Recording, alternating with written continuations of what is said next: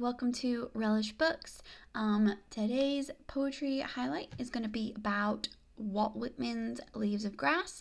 I'm going to be talking about some older poets for the next couple of weeks. So far, I've talked about, in the scheme of things, some more modern ones. Now I'm going to talk about some older ones. And I just want to be clear, not all the poets I'm going to be talking about. Obviously, I'm picking ones that I think at least deserve to be talked about. But I don't necessarily love them. They're not like all my favorites. Whitman, I definitely have very mixed feelings on, so I'm just going to talk about that a little bit today.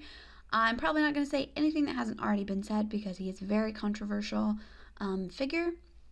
Something that I think is important, though, with every literary figure, especially those who are considered great, it doesn't have to be that they're either great and basically perfect and just these geniuses that we basically need to bow down to, or they're just complete garbage. It doesn't have to be one way or the other. You can have a mixture. So I think that those who say that Whitman was so great, I think they're overrating him. But people who just completely dismiss his work as terrible and, maybe vulgar and awful, I think that's going too far too. I think there's some of both. I think his greatness lies mostly in his energy. If you read Leaves of Grass, he has this inexhaustible just amount of energy that he's pouring forth, whether he's looking out at the world or whether he's looking at himself. He definitely did hold up himself and kind of worship himself. Had a massive ego, clearly. But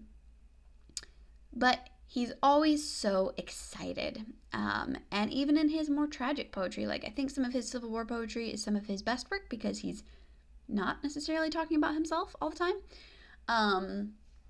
But it still has a vibrancy and a aliveness to it that I think distinguishes his poetry. And it also was definitely revolutionary for its time, which even if, I don't want to say that just because something is different necessarily makes it good, but for somebody to actually truly be different, that is so incredibly rare that I think some sort of gift should be recognized in that. We haven't really had a writer whose style was new, or at least that we can tell yet has a really original style in a very long time. People kind of are just following all the same trends that they have for a long time. So anyway, I think Whitman has some merit. But I definitely don't think he should be held up too high because he had some very, very serious flaws. He was way too long-winded. This book does not need to be this long. It just goes on and on and on and on basically forever. Yeah, I love what Mary Oliver said about Whitman in her poem Members of the Tribe, where she makes, he just has a small line.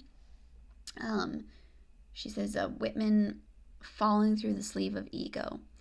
And I think that kind of, just in that one line, kind of shows like that he could have been so much better if he hadn't just been so obsessed with himself. If he looked out at the world more. And when I say the world, I don't mean the physical world because he did write about that too, but mostly more at other people and other ideas. I don't know. It's difficult to say, though, because his praise of himself, his worship of himself, and of the human body is part of what makes his work different. People hadn't really been writing that kind of stuff, and I think, like now still, the shock factor is a very real thing. Even if people say it's, bad and push it aside, it still has gotten their attention.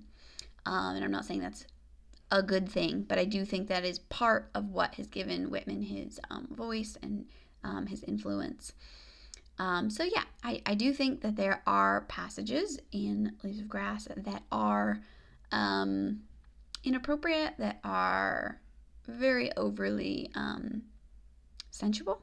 The human body is amazing and it is worthy of being appreciated, but he definitely takes things to a level that he did not need to in his book. But I do think it's worth reading. I think it's worth thinking about, kind of trying to decide for yourself whether he was great or terrible or something in between.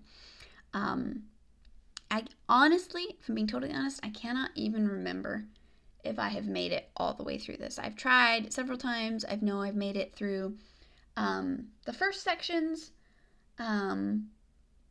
but then I would get distracted from it, and then I would go back and I would restart. So I'm not actually 100% sure how much of this I've read. It's also confusing because sometimes you can open it later on, and it basically sounds the same as it did earlier on. It's just a lot of the same kind of stuff.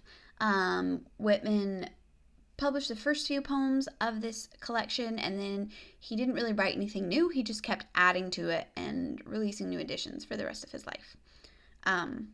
So yeah, he seemed a little bit stuck in a rut there as well.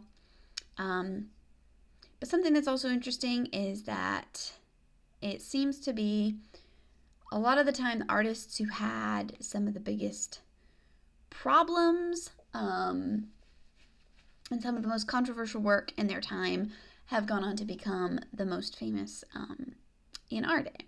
So that is interesting. Whether it's unfortunate or it shouldn't be that way, I don't really know, but that does seem to be the way that it is.